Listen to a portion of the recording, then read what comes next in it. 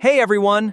Welcome to Stick Facts Professional. I'm Stickman, and I've got a brain full of amazing facts for you. Ready to learn something awesome?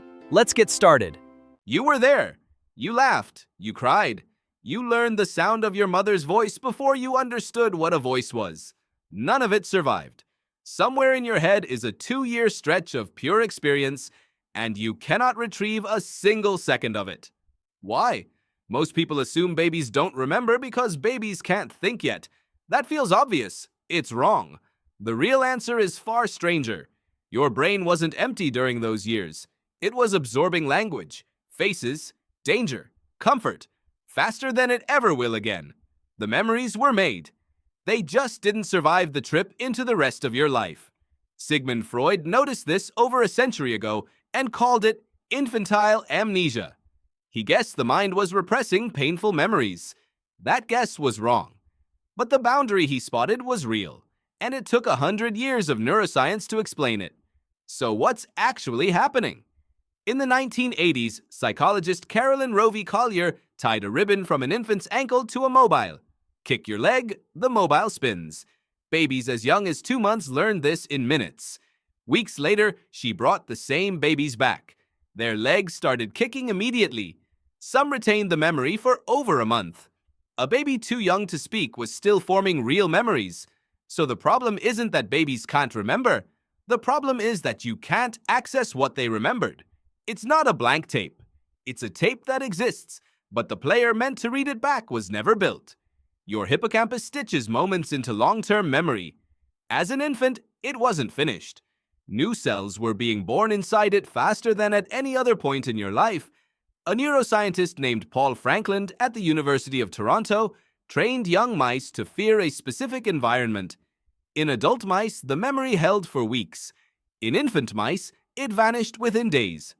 Franklin traced this to neurogenesis, the rapid birth of new neurons in the developing hippocampus. New cells sound like a good thing. They aren't for memory. Each new neuron rewires the circuitry around it, disrupting connections older memories were resting on. Franklin boosted neurogenesis in adult mice, and they started forgetting like infants. He slowed it in infant mice, and they started remembering like adults. Your brain wasn't failing to save your first memories. It was overriding them to build the architecture it would need for the next 80 years. There's a second piece, and it has nothing to do with biology. It has to do with language. Psychologist Patricia Bauer found that retaining a personal memory long-term is tied to putting it into words. Before language, an experience is a sensory blur, with no thread holding it together. Once a child can say, "We went to the park," that sentence is what locks the memory in.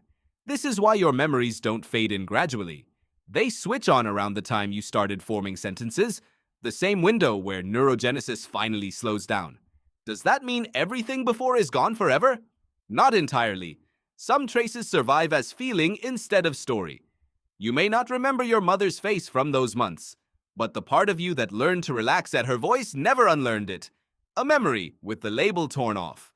Here's where this stops being about babies and starts being about you right now. You're still building this same architecture, just slower. Learn a language, move to a new city, start a new relationship, and your brain does a gentler version of what it did in infancy. New connections form. Old ones get pruned. It's also why the years after a big change feel longer in memory than quiet years feel. Novelty forces dense new wiring. Routine builds almost none. That's the same mechanism that erased your infancy, quietly deciding how long your adulthood feels in hindsight. So the next time someone asks why you can't remember being 2, you don't have to shrug. You can tell them the truth. Your brain was working harder in those years than it ever will again.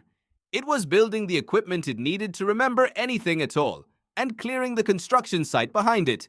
You weren't unconscious for those years. You were under construction, and the dust from the build buried the blueprints behind you.